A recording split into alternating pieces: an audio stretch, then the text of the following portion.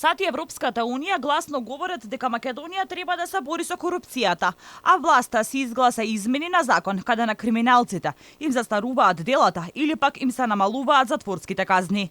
Дел од аналитичарите велат дека оваа власт само додава негативни поени на контото на Македонија за влез во Унијата. Иако Америка го стави Мерко на црна листа, тоа не ја спречи власта да се изгласа закон со кој струшкиот градоначалник, но и низа поранешни, а и идни функционери ке куртулат од истраги. Синиша Пекевски за Алфа вели дека на СРСМ и ДУИ воопшто не им било важно каква порака испраќаат за Македонија. Они гледат само да купат уште некој месец додека се на власт и воопшто не се секираат или се заинтересирани за интересите на Македонија и каков имидж воопшто ќе испратат за Македонија.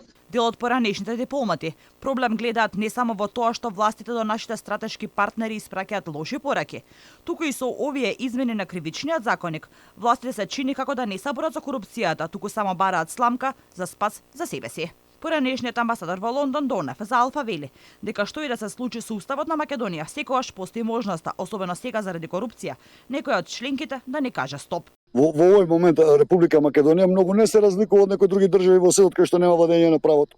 Едно е што дипломатите кажуваат јавно и што крива, друго е што тие податоци што они ги имаат, зашто секој ден собираат податоци што се случува во Македонија.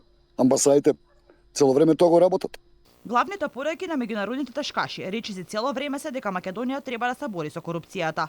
Тоа го каже американската амбасадорка која ја објавија црната листа.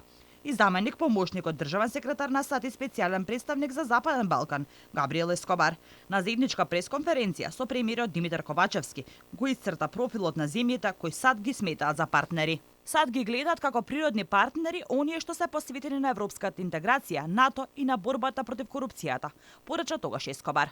И специјалниот пратеник на Германија за Западен Балкан Мануел Сарацин е за борба против корупција. Тој вчера прашан токму за измените на КАЗЕ.